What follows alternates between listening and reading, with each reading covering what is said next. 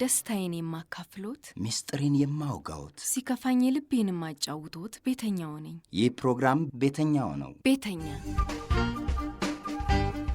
የምናከብራችሁ የፕሮግራማችን አድማጮች በሁለተኛው ምዕራፍ ዝግጅታችን ላይ ደርሰናል። ዛሬስ በዚህኛው ቆይታ እጅሽ ከምን ካላችሁኝ አባትየውን እንዴት ለይቼ ነው የማውቀው? የሶስት አባት ልጅ ነው እንዲህ ብዬ የማሳድገው።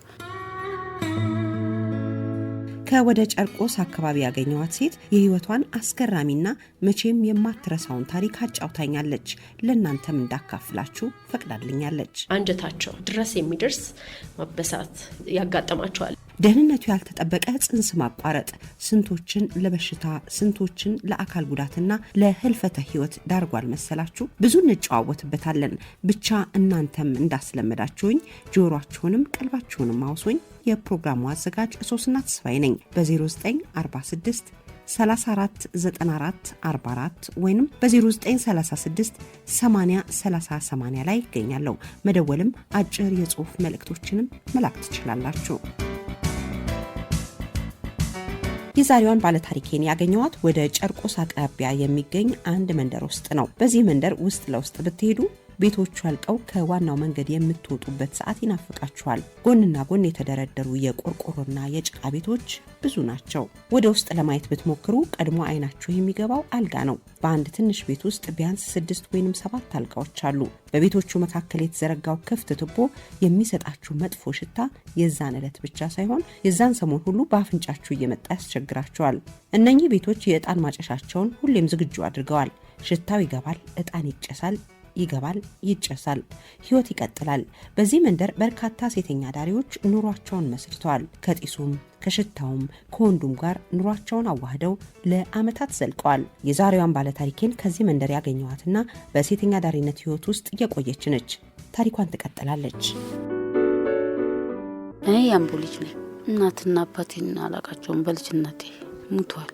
እህቴና ወንድሜ ናቸው ያሳደጉኝ። እህቴ እንጀራ ትጋግራለች፣ ሰው ቤት አልጋ ምናምን በቃ ጽዳት ምናምን ነው የምትሰራው። ወንድሜ ደግሞ ሸክም ምናምን ነገር ነው። በዛም ነው ያሳደጉኝ። ከዛ ከወንድሜ ጋር ካደኩ በኋላ ብዙም አንግባባም። ይገርፈኛል። እንድሰራ ነው የሚፈልገው፣ እንድማርም አይፈልግም። በዛው ጠፋሁበት። ጠፍቼ አክስቴ ጋር እኖራለሁ ብዬ ስመጣ አክስቴ የት እንደምትኖር አላውቅም። በዚህ ጎዳና ቀረሁ። ጎዳና ላይ የኖርኩ ምናምን ብዙ ነገር አጋጠመኝ። የሰው ምት ምናምን ብስቁል ብዬ መኖር ጀመርኩኝ። ሲሰሩ ምናምን አያለው። ሴቶች ጀለሶች አሉኝ ብዙ። ከነሱ ጋር ምናምን አየውኝና ከነሱ ጋር መስራት ጀመርኩ። ከጎዳና ኑሮ እንደዚህ ሰርቼ ራሴን እንትን ብዬ ቤት ውስጥ እንትን ብዬ እንድኖር እንደነሱ ይዤ እንድኖር ነው የሚፈልጉት። ገና ስገቢ የሚያጋጥሙሽ ብዙ ነገሮች አሉ። ኮንዶም አላረግም የሚል ሰው አለ። አስገብቶሽ የሚበጥሱ አውቆ የሚበጥሱ አሉ። በትግል የሚበጥስ አለ። አረ ያላሳለፍኩት ነገር የለም። እና አንድ ቀን አስፋልት ላይ ነው ተግባብተን በሳቢም ተግባብተን ምናምን ነገር ይዞኝ ይገባል። ተጠቀመ። ከዛ አንደኛውን በፉጨት ነው የጠራው። ከዛ ያኛው ከተጠቀመ በኋላ ያኛውን በፉጨት ብቻ ነው የሚጠራሩት። እኔ እየጮኩኝ ምንም ነገር በጥፊም እየመቱኝ ነው። ይዘኝ ገብተክ እኔ አንተና አመኝ ተነጋግረን ምናምን እኔ ሰጥሻለሁ ምንም ነገር አታልቅሽ ምናምን ነገር እያለኝ ነው እንትን የተጫወቱብኝ ማለት ነው። ሶስተኛው ላይ አሳዝኜውን አላቅም። አንዴ እንትን ካለ በኋላ ብድግ ብሎ ተነስቶ ወጣ። አውጥቶ ሜዳ ላይ ነው ጥሎኝ የሄዱት። ምንም ነገር ሳይሰጡኝ ማለት ነው። ምንም አላልኩ። ጓደኛዬ ናት በቃ የደረሰችልኝ ወዲያውኑ። ምንም አላሰብኩም። ግን ካም በኋላ አልወጣም ብዬ ግን አስቤ ነበረ። ምን እባላለሁ? ምንስ አደርጋለሁ? ትከት ምናምን ምግብ ምናምን እያስጠላኝ መጣ። ሂጄ ተመረመርኩኝ ሐኪም ቤት ማለት ስመረመር የሁለት ወር ነው እርጉዝ ነሽ ተባልኩኝ። በቃ ብዙት ነው የተሰማኝ። ምንም አላልኩ። አለቀስኩኝ። ምንም ማመጣው ፋይዳም የለም። ምንም ባረግ ምንም ነገር ማመጣው ነገር የለም። እርግዝናዬን እንዳወቅኩኝ አሮጊት ናቸው። እዚሁ አካባቢ ናቸው። መድኃኒት ምናምን ለሆድ ቁርጠት ምናምን ባህላዊ ምናምን ነገር እንትን ስለሚሉ ስለማውቃቸው በቃ ይሄን ነገር አያጡም የዚህ ነገር አያጡም ብዬ ነው በቃ ለማከራቸው ይልኩት። ከጓደኞቼ ትልቅ ሰው ይሻለኛል የምትዩ ነገር አለ እሳቸው ጋር በቃ ይልኩት። ሳማክራቸው ግን ባታሶጪ ይሻላል እኮ ልጅ ትጎጃለሽ ብዙ ነገር ነገሩኝ። ይሄ ልጅ ይወለድ ምንም ችግር የለውም እናሳድገዋለን ያድጋል ምናምን ነገር አሉኝ። እኔ አልፈልግም ተደፍሬ እኮ ነው ማዘርዬ ምናምን ነገር ብያልቅሽ ብዙ ነገር እንትን ብዬ ነገርኳቸው። ለሶስት የተደፈርኩት ነገር ነው የመጣብኝ እንጂ አባትየውን እንዴት ለይቼ ነው የማውቀው? የሶስት አባት ልጅ ነው እንዴ ብዬ የማሳድገው? ስለዚህ አላሳድግም አስወርዳለሁ ምናምን ብዬ አናገርኳቸው። ለጭንቅላቴ በጣም ይከብደኛል። ባየሁት ቁጥር ለኔ ይከብደኛል። እንጃ ቦልዶ ጭንቅላቴ ትክክል ላይሆን ይችላል ብዬ አስባለሁ። እነዛን ልጆች ነው የሚያስታውሱኝ። ጭንቀት እንደዛ እየተመታውኝ እንደዛ እየተወገርኩኝ ተደፍሬ ምናምን አምጥቼው አረብሱ አላድርገው አስብበታለሁ ምናምን ነገር አሉኝና በነገታው ሂጄ ሆስፒታል አልሄድኩም። አልመጣልኝም ጭራሽ እንደሱ አላወኩም። ባቅኖሮማ ቀጥታ ነበር የምሄደው ግን ጭንቅላቴ ላልመጣልኝም አላወኩኝም። ቀጥታ በቃ በሁለተኛው ቀን ነው ምናምን ነገር ውሃ ነገር ነው ይሄን ነገር ጠጥተሽ በጣም ነው የሚያምሽ ሆድሽን ቁርጠትና ወገብሽን ያምሻል ምናምን ነገር ነው ያሉኝ። እሺ ችሏለሁ አልኳቸው። ግን ከዚያ አትወጪም መንገድ ላይ ምናምን ይየርሽ ከሆነ ብዙ ነገር ያጋጥምሻል አሉኝ። ጠጣው በጣም ነው የሚመረው። በጣም ደግሞ ያስጠላል ሽታው። ወገቤን በጣም ነው ያመመኝ። ታንቆራጠጥኩ ላበላውላ ነው ያደረገኝ። ለመስጠት በለቁጭ በያሉኝ መስጠት በለቁጭ በጣም ነው የሚፈሰኝ። አልቆምም አለኝ በቃ ሙሪሱላ አይገድበውም። ራሴ መቋቋም ማቆቶ 3 ቀን እዛ ቆየሁ። ወደ ሐኪም ቤት ሄድኩ። ሐኪም ቤት ሂጄ ምናምን ነገር ነው በቃ እንዲቆምልኝ ያደረጉልኝ። መድኃኒት ሰጡኝ ምናምን ድኜ ምናምን ነገር ወጣሁ። ሰውነቴ ፊቴ ሁላ ግርጥጥ ብሎ ነበር። ደሜ በጣም አልቆም ብሎ ማለት ሶጣ ሰውነቴ ራሱ ያስታውቃል።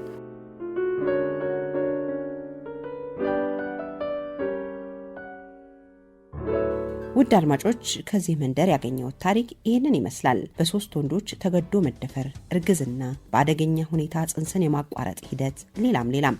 በነገራችን ላይ ይህ ታሪክ የተፈጸመው የዛሬ 3 ዓመት እንደሆነ ባለታሪክ ይነግራኛለች። እናም እኚህ ሴት በአካባቢው ላሉና መፍትሄ ለሚፈልጉ ሴቶች ሁሉ አለሁላችሁ እንደሚሉ እሙን ነው። ግን አደጋውስ? በዚህ ሂደት በደም መፍሰሱ፣ በኢንፌክሽኑ፣ በአካል መጉደሉና በሌሎችም ውስብስብ ችግሮች የተሰቃዩ ሴቶችን ማሰብ ከባድ አይሆንም። ዛሬም ቢሆን በአስገዳጅ ሁኔታና በተለያዩ ችግሮች ያላቀዱት እርግዝና ሲፈጠር የት መሄድ፣ ምን ማድረግ፣ ለማን መናገር እንዳለባቸው የማያውቁ ሴቶች ብዙ ናቸው። ውድ አድማጮች እናንተስ ምን ትላላችሁ? እዚህ ጉዳይ ላይ ምን ሐሳብ ትሰጣላችሁ? ደውሉልን በ0946 34 94 44 ወይንም በ0936 80 30 ላይ ይገኛለሁ።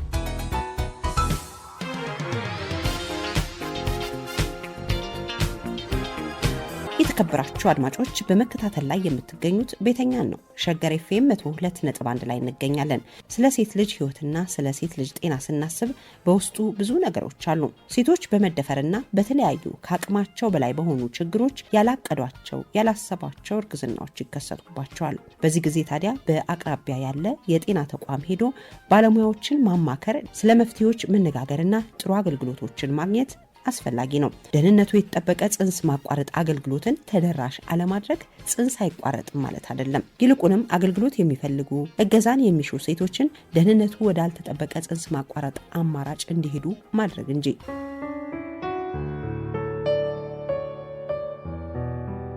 ውድ አድማጮች ከዓመታት በፊት በልጅነት አእምሮ ስለሰማሁት አንድ ታሪክ ባጭሩ ልንገራችሁ። ልጅቷ በሰፈራችን አካባቢ የምትኖር ቀልጣፋና ቆንጆ ልጅ ነች። ሰፈርም ሆነ ትምህርት ቤት ሁሉም የሚያውቃት በሳቅና ጨዋታዋ ነው። አዲስ አበባ ዘመድ ጋር መታ ትምህርቷን እየተከታተለች እንደሆነ አውቃለሁ። እናም ከሆነ ጊዜ በኋላ ጠፋች። ሰፈርም ሆነ ትምህርት ቤት አትታይም። የማውቀውን ሰው ሁሉ መጠየቅ ያዝኩ። የለችም ሞታለች እኮ አሉኝ። ክፉኛ ደነገጥኩ። ያኔ ልጅ ሆኜ ሞት ትልልቅ ሰዎችን እንጂ እንደሷና እንደኔ ያሉ ልጆች ላይ የሚጨክን አይመስለኝም ነበር። ሳቂታዋ የሰፈሬ ልጅ በምን ምክንያት እንደሞተች የፕሮግራሜ ማብቂያ ላይ እነግራችኋለሁ።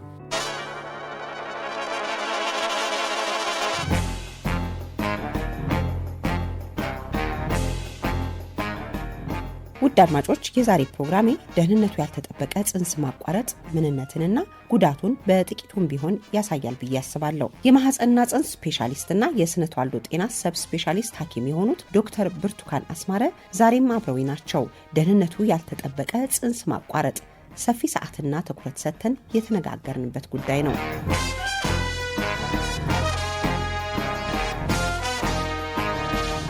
ጽንስ ማቋረጥ ስንል አንድ ሴት ባላሰበችው ጊዜ ስላረገዘች ብቻ ሳይሆን አንዳንድ አስገዳጅ ሁኔታ የጤና እክሎችም ገጥሟት ወይም ደግሞ ጽንሱ ላይ በተፈጠረ ችግር ሊሆን ይችላል ጽንሱ መቋረጥ ሊኖርበት ሲገባ የሚደረግ ሕክምና ነው ማለት ነው። እንደው አይነቶች ይኖሩት ይሆን ዶክተር? ምን አይነት የጽንስ ማቋረጥ አይነቶች አሉ? ይሄ በራሱ የሚጀምርና በራሱ የሚያልቅ አይነት የጽንስ ማቋረጥ ሊኖር ይችላል። ይሄ ነው በማይባል ምክንያት ብዙ ጊዜ ቁርጠትም ደም መፍሰስም እንደዚህ እያደረገ ይጀምርና ጽንስ ማቋረጥ ሊያጋጥማት ይችላል። አንድ ሴት እየፈለገችውም ቢሆን ማለት ነው። እየፈለገችውም ቢሆን በተለይ ከ3 ወር በታች ያለ ጽንስ ሲሆን ይሄ ነው ሊባል በማይችል ኮዝ ከአሰራሩ ጋር በተያያዘ እንደዚህ አንድ ጽንስ ሊወርድ ይችላል። ያው ሁሉም የተረገዘው ጽንስ ሁላ ይወለዳል ማለት አይደለም በተፈጥሮ።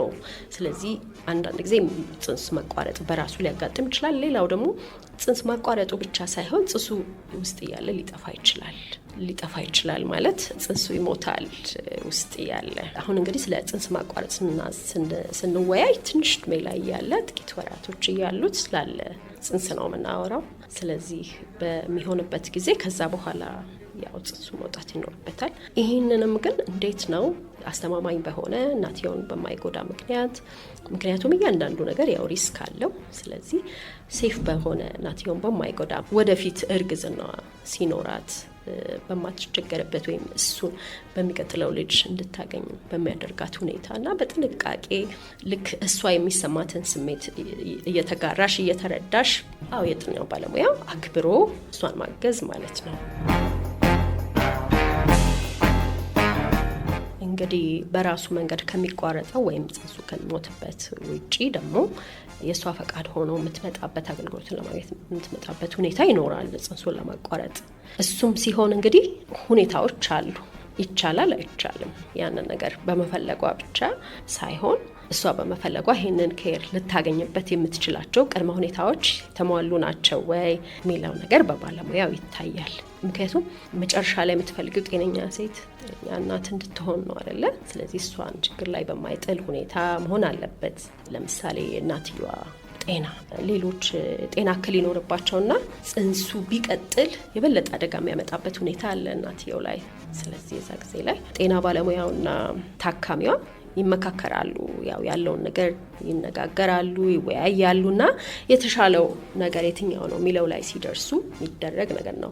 እንድትረዳው ማድረግ ያስፈልጋል አይደል? ምክንያቱም ፈልጋውም ሊሆን ይችላል ያንን እርግዝና የሚመጣው አንዳንድ ጊዜ። ስለዚህ በዛ ሁኔታዎች ውስጥ ሊደረግ ይችላል። አንዳንድ ጊዜ ደግሞ እንዳልኩሽ ምንም ጽንሱም ሰውም ችግር የለባቸውም ፊዚካሊ፣ ግን ለምሳሌ ተደፍራ ከሆነ ሕጉ በሚያዘው መሰረት ማለት ነው ሊፈጸም ይችላል። ይህን ሲያደርጉ ግን ምንድነው ዋናነት አላማው ደህንነቱ የተጠበቀ ማድረግ ነው። በቃ ይሄ ደህንነቱ የተጠበቀ ማድረግ ሲባል መጨረሻ ላይ ጤነኛ ማህበረሰብ ትፈጥራለችና ጤነኛ ማህበረሰብ እንዲኖረን ለማድረግ እሷን የሚያግዙ ፕሮግራሞች ናቸው። ድጋሚ እዛ ነገር ውስጥ እንዳትገባ በመርዳት ሌላ ደግሞ ከቀጠለ ደግሞ ሌላ ችግር እንዳያመጣባት በሚል የሚደረጉ ነገሮች ናቸው ያሉት።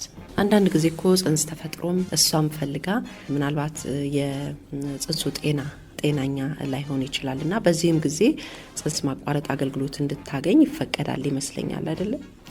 በተለይ ደግሞ አሁን ተያይዞ ካለው የሕክምና እድገት ጋር የማህጸንና ጽንስ አሁን ካለበት እድገት ጋር ተያይዞ ለምሳሌ አንድ እናት ክትትል በምታደርግበት ጊዜ በእርግዝና ወቅት የሆነ ሰዓት ላይ አልትራሳውንድ እንድትሰራ ይደረጋል። በተለይ ከተማ ውስጥ ላሉ ሴቶች ያኛው አልትራሳውንድ ዋናው ዓላማው ምንድነው? ጽንሱ ላይ የአፈጣጠር ችግር ካለ በኋላ ላይ ሜጀር የሆነ ችግር ካለና ሊኖር የማይችልባቸው ሁኔታዎች አሉ። እንደዛ አይነት ነገር ካለ ቶሎ ማግኘት እና ጽንሱ እንዲቋረጥ ማድረግ አንዱ አሁን የደረስንበት ነገር ነው።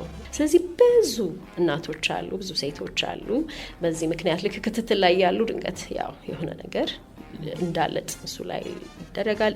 እሱንም እንደገና ያችን ሴት ነው ያልጠበቀችው ነገር ስለሆነ እሱን ከማረጋጋት ይጀምራል አይደለ? እሷን ቢያንስ ግን እንደዛ አይነት ሁኔታ ውስጥ ያሉ ሴቶች የሚረዱበት መንገድ አለ ማለት ነውና ብዙ አሉ። ልክ ጽንሱ ላይ ችግር ሲኖር ሲባል ለእያንዳንዱ ትንንሽ ችግር ማለት አይደለም።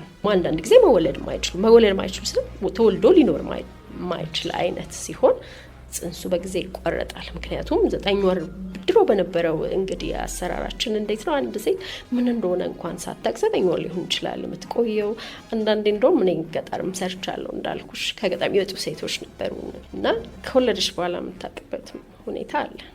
የአፈጣጠር ችግር ወይም ጤነኛ እንዳልሆነ ማለት እንዳልሆነና ሊኖር የሚችለውን እንግዲህ አስቢው። በሷ ቦታ ሆነሽ ራስሽን ማሰብ ትችያለሽ። በጣም ከባድ ነገር ነው። ምክንያቱም አንድ ሴት ልክ ስታረግዝ ጤነኛ ሆኖ ልጇ ወልዳ ከዛ እንዴት እንደምታሳድገው ወይ ስንት ጾታው ሁላ ሊያሳስባታል አይደል እንዴ? በዛ ሁኔታ ውስጥ እያለሽ ግን ይሄ ለመኖር ማይችል ከሆነ እና ወዲያው የሚሞትባት ከሆነ ምናልባት 4 ወር ምናምን እያለ ልታቂና እሱን ያኔ ሊደረግ ይችል ነበረ ማለት ነው።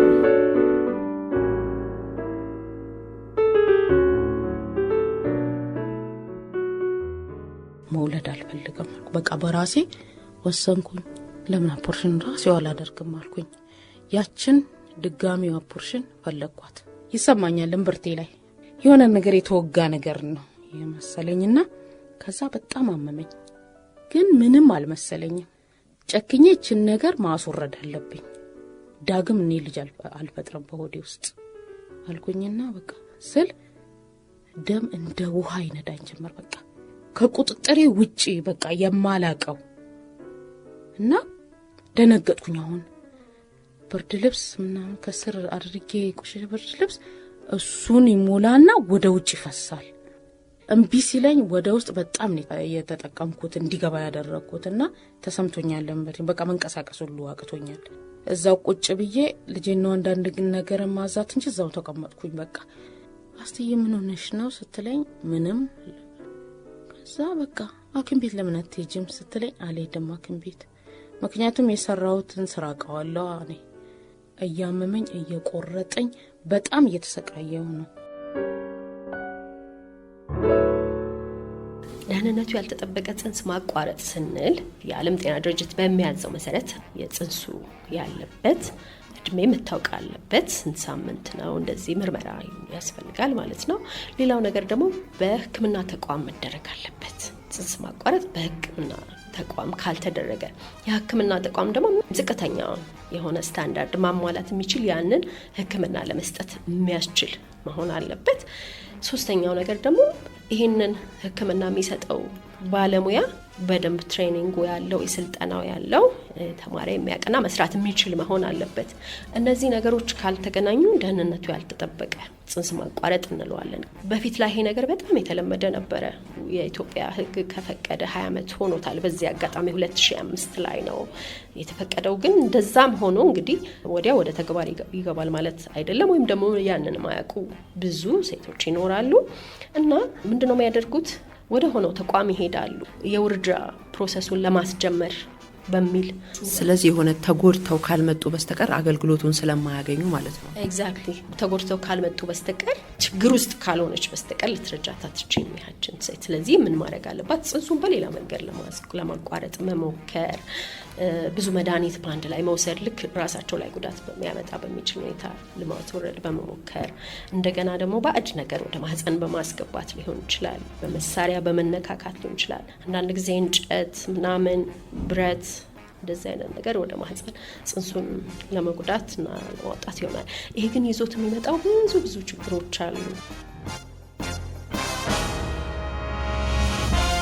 2 ቀን አየኝ እንደዛ ሲሆንና ባለቤቴ በሁለተኛው ቀን ሌሊት ላይ በቃ ድምጽ አታሰማኝ ማለት ጀመርኩኝ። ራሴን እየሳትኩ መጣሁ እና እግሬ እየቀሰቀሰ መጣ። ሰውነቴ የሞት መልክ እያመጣ ነው ሄደው እየገረጣው ነው ሄድኩትና ደነገጠ። እሱ እንዲደንግጦ አያውቅም። ይዞኝ ሄደ ሐኪም ቤት። በጣም አደጋ ውስጥ ናት ያለችው ብላ የሆነ ደም ማቆሚያ መርፌ በዚህ በማህፀን ያካባቢ ጮኩኝ። በቃ ያንን ስትከትብኝ ከዛ በቃ አዘነ። በጣም ዶክተሩ አዘነና ዳግም እንደዚህ አይነት ነገር እንዳትፈጽሚ፣ ምክንያቱም ማህፀንሽ ተበስቷል፣ ዳግመኛ እንደዚህ ካደረግሽ መሞትሽ ነው፣ ከጥቅም ውጭ ሆነሽ አለኝ። እሺ ታሪኳን የነገረችን ባለ ታሪክ በዚህ በአስከፊ ህይወት ሴተኛ ዳሪነት ህይወት ውስጥ ነው ያለችውና የዛሬ 3 አመት አካባቢ የሚጠጣ ነገር ነው የሰጧት አንድ አሮጊት ሴትዮ። ከየት እንደመጣ አይታወቅም። እንደዛም አይነት ነገሮች ነበሩ ይመስለኛል አይደለ የሚጠጡ። እንግዲህ እኛ ሀገር የነበረው ፕራክቲስ ምንድነው?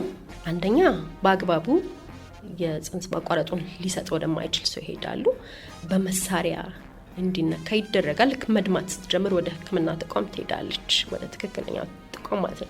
ያኔ ደግሞ ህክምናውን አትከለከያትም አይደለም፣ ያኔ መርዳት ትጀምሪያለሽ። አንዳንድ ጊዜ መድኃኒት ይወስዳሉ። እንዳልኩሽ መድኃኒት በጣም ብዙ መድኃኒት ደባልቀው ብዙ አይነት መድኃኒት የሚወስዱ ሴቶች አሉ። ያኔ ደግሞ ጽንስ ማቋረጥ ብቻ አይደለም የሷም ህይወት አደጋ ላይ ነው አይደል? እንደዛ ሲሆን ይታከማሉ። ሌሎች ባዕድ ነገሮችን ያስገባሉ ወደ ማህፀን ብዬሻለሁ። ቅጠል ሊሆን ይችላል፣ እንጨት፣ እንደዚህ አለ። ይሄ አሁን አንዴ የጠጣች ያጋጥማኛለች ያልሽው ባህላዊ መድኃኒቶች አሉ። ምንድነው ብዙ ይሆናሉ የሚሏቸውን ምንም ነገር ሊሰጣቸው ይችላሉ። ምንም ነገር ጽንሱን ያስወርድልኛል ብለው ካስቡ ያረጉታል።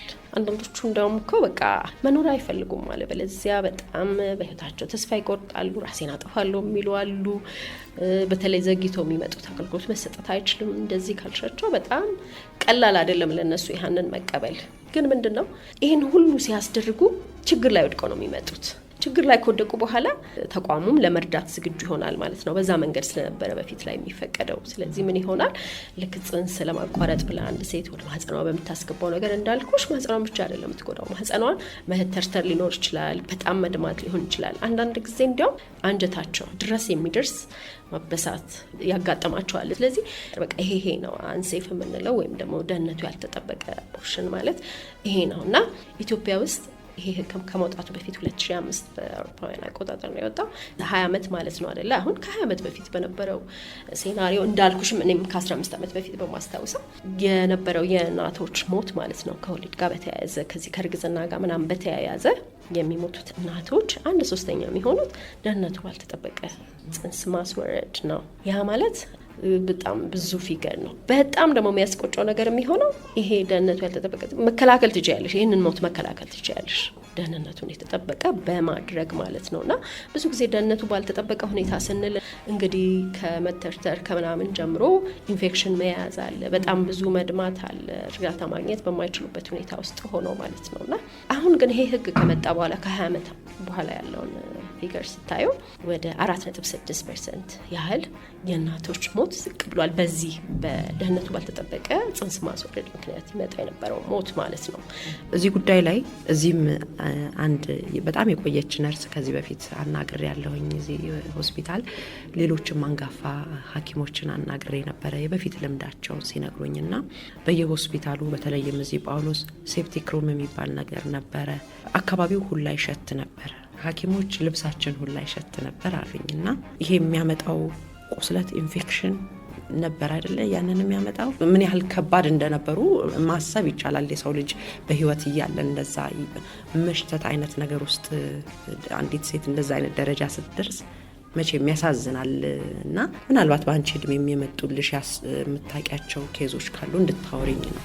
ይሄን ነገር የምታዩ በአብዛኛው ዘግይቶ ከመምጣት ሌላ ቦታ ህክምናውን ሲፈልጉ ቆይተው ታማው ምናምን ጨርሻ ደረጃ ከደረሱ በኋላ ወደ መምጣት ኢንፌክሽኑ ከፈጠረና ስር ከሰደደ በኋላ መምጣት ነው የምታየውና እንግዲህ አስቢው አንድ ሰው ይሄን ያህል ስትሸትሽና ሲልሽ እሷ ያለችበትን ሁኔታ ደግሞ አስቢው።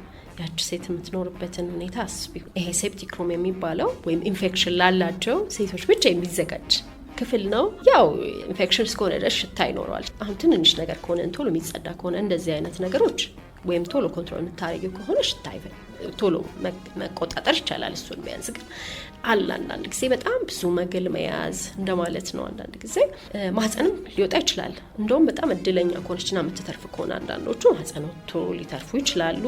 እንግዲህ ይሄ በሚደረግበት እድሜ ላይ ወጣቶች ነው የሚሆኑትና ወደፊት መውለድ አትችልም ማለት ነው። ይሄ ግን ከመሞቷ ጋር ስታወዳድሪው የተሻለ ሆኖ ታገኘዋለሽ አይደለም? ቢያንስ በህይወት አለሽ መውለድ አትችልም። እንደዚህ አይነት ነገሮች አሉና በጣም የተለመደ ነገሮች ናቸው። እኛ እንደውም አስተማሪዎቻችን ሲነግሩን ድሮም ደግሞ እኔ አንደር ግራጁዌት ሆኜ ከማያቸው ይታከሙበት የነበረው እንትን በጣም ያሳዝን ነገር ነው። ራሱን የቻለ ክፍል አይኖራቸውም ወይ ደግሞ ትንሽ ክፍል ውስጥ ብዙ ታካሚ ይሆናል። ከባለሙያውም መታዩ ጥሩ ያልሆነ አስተያየት በቃ እነዚህ የሆነችው እሷ ባለጌ ስለሆነች ነው ወይ ለዚህ ሁኔታ የተጋለጠችው በራሷ ጥፋት ነው ወይ እንደዚህ አይነት ትንሽ ከባለሙያውም የተሳሳተ አመለካከት ነበረ፣ በተለይ በፊት ላይ ስለሆነ ያልሽኝ ማለት ነው። አሁን እነሱ ነገሮች እየተቀየሩ ናቸው። ግን ያ ነገር እንደ አንድ ሴት በዛ ሁኔታ ውስጥ ሆና ማየት በጣም ይዘገነንሽ ነገር ነው። እንግዲህ ራሽን በዛ ቦታ አስቀምጠሽ ማየት ነው። እነዚህ አሁን ኢንፌክሽን ኖሯቸው እንደዚህ የምታያቸው እንግዲህ ከሞት የተረፉት ናቸው ወይም ደግሞ ትንሽ ቆይተው ወደ ሞት የሚሄዱት ናቸው። መከላከል እየቻልን ማለት ነው። እና አሁን ባለን ሕክምና ጉዳይ ይሄንን ደህንነቱ የተጠበቀ የጽንስ ማቋረጥ አገልግሎት በመስጠት በምናምን እንግዲህ ድሮ ያንን ነገር ያቅል ለነበረ ሰው አሁን ትክክለኛ ነገር ላይ እንደመጣን ይገባዋል።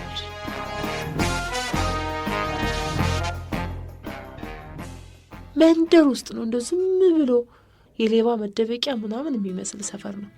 ቆርቆሮ ቤት ነው፣ ሊወርቅ ያለ ቤት ነው። ከእንደዚህ ጎንበስ ብለን ገባን። ኩሱስ ያሉ ሴትዮ ናቸው። ቆሽሽ ያለ ነጠላ ለብሰዋል። ፊታቸው ተሸብሽቧል። ቀላ ያሉ ናቸው። እጃቸውን ከለል አድርገው አዩን። ብቻቸውን ነው ያሉት። ሰው የላቸውም። የሆነች እንደው ውድቅ ያለች አልጋለች። ስንት ጊዜ ሆነች ነው ያሉኝ። እኔ አላቅም ማማ አልኳቸው።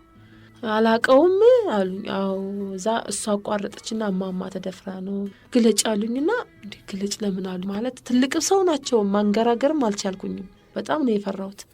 አገልግል ውስጥ በጨርቅ የተጠቀለለ ነገር አመጡ። ለማፋቂያ ምንስ ትላለች። ጥምስምስ ያለች ነገር ስር ነገር ናት። እሷን ሁለት በሆነ ነገር ስር አድርገው እሷን ዘወር ብዬ ሳያትኝ ዝም በይ ነገር አለች። በጣም ሰውነቴን የቀፈፈኝ ፈራው። ግለጭ አልኩሽ እኮ ስራ አይደል እንዴ ያስኩት ብለው ተቆጡ። እሺ ብዬ ስገልጥ እግርና እግሬን መፋቂያ የሚመስሉ ሁለት ፍሬ ናቸው ወደ ውስጥ ከተቷቸው። አረ ማማ ብዬ ስጡ ዝም በይ አሉ። ሁለት ናቸው እና በሆነ ነገር በክር ነገር ታስረዋል። ወደ ውስጥ ሲገፋቸው በጣም የሚያም ነገር ቁጭ በያሉ ስቀመጥ ጠቅ የሚያደርገኝ ነገር አለ። እሺ እንዲህ እንደ መምጣት ይለኛል። እንዴት እንደሚወጣ እንዴት እንደሚደረግ አልነገሩንም። ቁርጠት ለሊት ላይ ያለው ይቆርጥሻል። ኃይለኛ ከባድ ቁርጠት አለው። ስንት ብር እንደተሰጣቸው አላስታውስም። ቆጣጠሩችና ሰጠቻቸው። እሷ ወደ ቤት ሄድን። ደግምድል መሆን ወይ በሷ ላይ ጅጅመንታል የምንሆነው ነገር እኮ አለ። ነገሩን ካልተረዳሹ ምን ያህል ከባድ እንደሆነ እያንዳንዷን ሴት ታሪክ ስትሰሚ ግን ከኋላ ያለውን ምክንያት ስትረጂ፣ ለምሳሌ ለመደፈር ያበቃት ነገር ምንድን ነው? ለምንድን ነው የቤት ሰራተኛውን አንድ ሰው የሚደፍረው ያስወጣው? ይሄ እሷ ችግር ነው? ለምንድን ነው ወንዶቻችን እንደዚህ የሆኑት? ወይም ደግሞ ማህበረሰቡ እንደዚህ የሆነው? አባት ልጁን መድፈር ኬት ነው የተማረው? ዝም ብለሽ እሷ ላይ ብቻ ሕክምናውን አልሰጥም ይህ ትክክል አይደለም የምትይው ነገር አይደለም። ከሃይማኖትም ከባህላችንም እንደዚህ አይነት ነገር ውስጥ እንዳንገባ ትፈልጊያለሽ። ግን ደግሞ ያንን እስከ ጀርባው ያለውን ነገር ስለማስተካከል ለምን አናስብ? እሷ የመጨረሻዋ ተጠቂ ስለሆነች እሷ ላይ ያለውን ነገር ላይ ብቻ መፍረድ ነው ይሄ ትክክል አይደለም ምናምን ማለት በጣም ቀላል ነገር ነው። ግን ሁሉንም ማህበረሰብ ማስተማር ያስፈልጋል ብዬ ነው እማምነው። ለእያንዳንዷ ሴት ለሚያያት መንገድ ላይ ለሚያውቃትም ለማያውቃትም ማክበር ተኬር ማድረግ ልክ እህቱን እንደሚንከባከበው እንደዚህ የሆነው ሰው እህት ነች ያሷም ባሽ እነዛ ማድረግ ያስፈልጋል እንጂ ሁሉ ጊዜ በእነሱ ጥፋት ብቻ የሚመስለን ከነሱ ግዴለሽነት የሚመስለን ይሄንን መስራት ታዲያ ጽንስ ማቋረጥ እነሱን ማበረታታት አይሆንም የሚሉ ሰዎችም አሉ። ግን ምንድነው ይሄንን ሕክምና ባታደርጊም ወደ አንቺ የሚመጡትን ወይም ደግሞ ደህንነቱ በተጠበቀ መንገድ ማድረግ የሚችሉትን ሴቶች ይቀንሳል እንጂ ጽንስ ማቋረጥን አያቆሙ። ደህንነቱ የተጠበቀ ጽንስ ማቋረጥ አይኖር ማለት ጽንስ ማቋረጥን ማጥፋት አይደለም፣ በየስርቻው የሚሄዱ ሴቶችን ማብዛት ነው።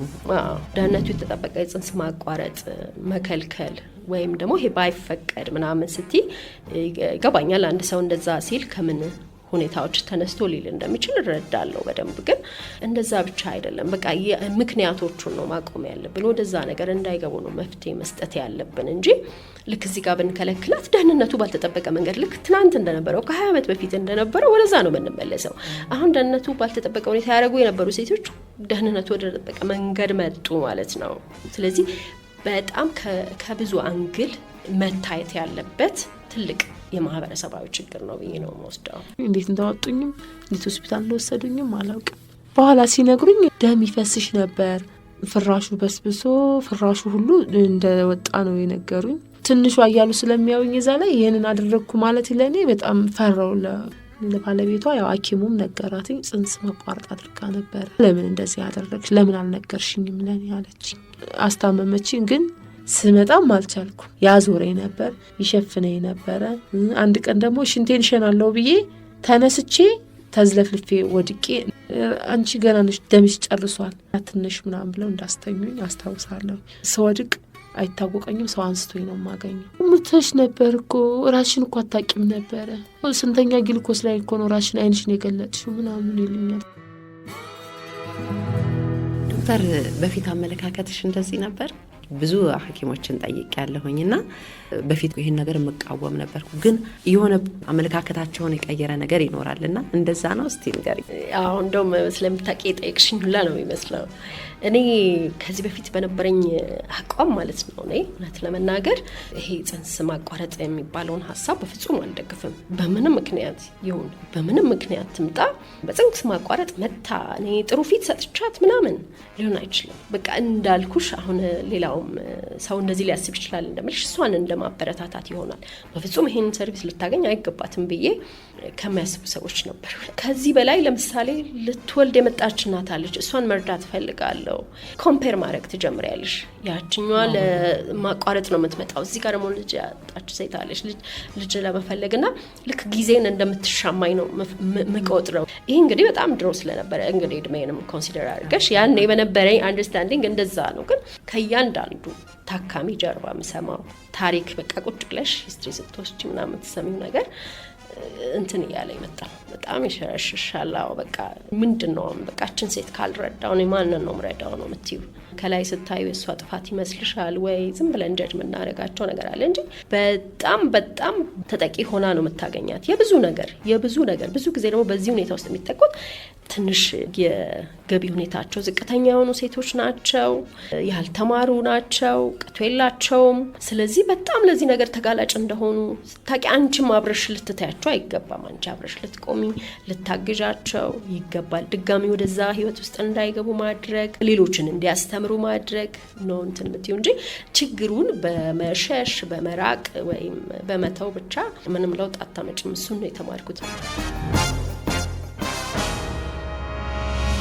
ውድ አድማጮች የዛሬው ፕሮግራሜ መቋጫ ላይ ደረስኩ። ቀደም ሲል የነገርኳችሁ አንድ ታሪክ አለ። የሰፈሬ ልጅ ብትጠፋብኝ የት ሄደች ብዬ ብጠይቅ ሞቷን ሰማሁ አላልኳችሁም? እናም በወቅቱ ልጅ ስለሆንኩ ባይነገረኝም ኋላ ላይ በጽንስ ማቋረጥ ምክንያት ህይወቷ እንዳለፈ ሰማሁ። አሁን ላይ ሆኜ የእሷ ታሪክ የብዙ ሴቶች ታሪክ እንደነበር አሰብኩ። ምን ትላላችሁ? ውድ አድማጮች እንግዲህ የዛሬውን የቤተኛ ፕሮግራም በዚሁ ላጠቃልን ነው። አብራችሁን ስለነበራችሁ ፕሮግራሙን ስለተከታተላችሁ ከልብ አመሰግናለሁ። ሳምንት እንገናኛለን። መልካም ቀን ይሁንላችሁ። ሰላም ዋሉ።